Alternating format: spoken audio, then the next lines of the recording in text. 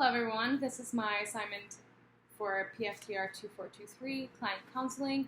Now you're probably wondering, where is my client? I had a video recorded prior to this that got deleted and I don't have anyone with me at home right now, so I hope that this will do. I will try to reenact how the whole conversation went, how the interview went. So I'm going to pretend that I'm talking to someone in front of me when there's no one there. So yeah, first and foremost, thank you and welcome back. I have collected the info that I was able to gather. Your BMI and your waist circumference risk is unfortunately, you are in a very high category. Therefore, it does raise the risk for type 2 diabetes, hypertension, and cardiovascular disease.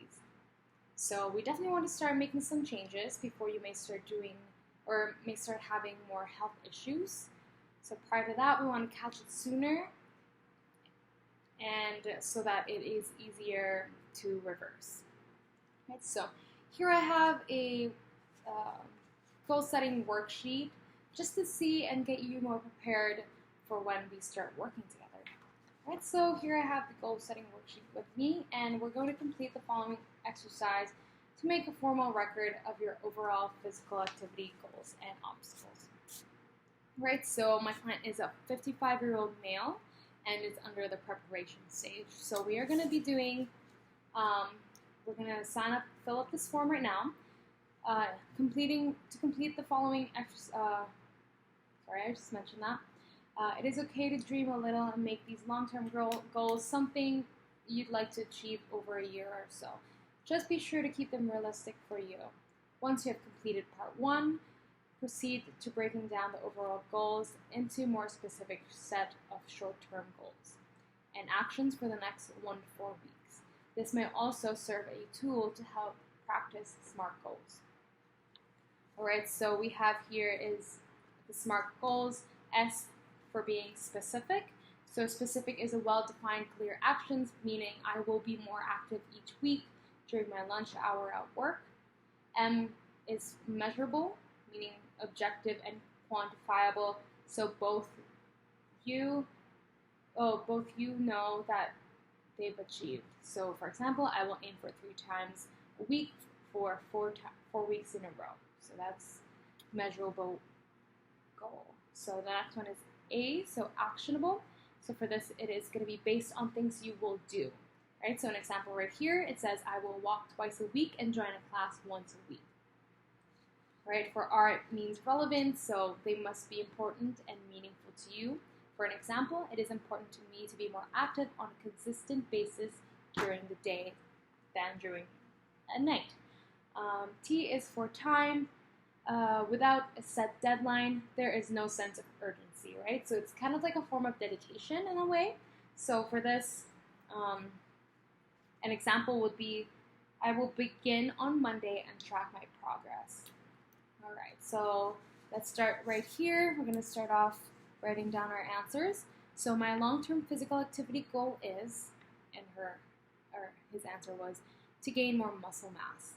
Right, so next question, to achieve this, I need to focus on, the answer was, doing at least 30 minutes of weight training 3 times a week.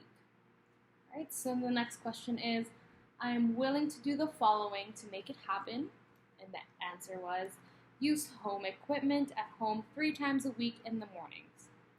Right, so others will know about the change I am making when the answer was, I am seeing physical progress.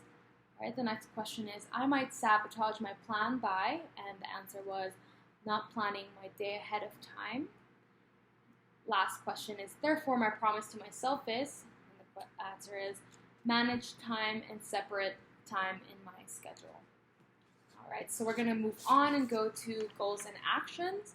All right, so goal number 1, his goal number 1 is workout in the mornings 3 times a week, and the action is do weights about 30 minutes twice a day. All right, so goal number 2, answer was high intensity workouts, And action is kickboxing or boxing for 30 minutes in a day. Goal number 3 is adjust diet if needed.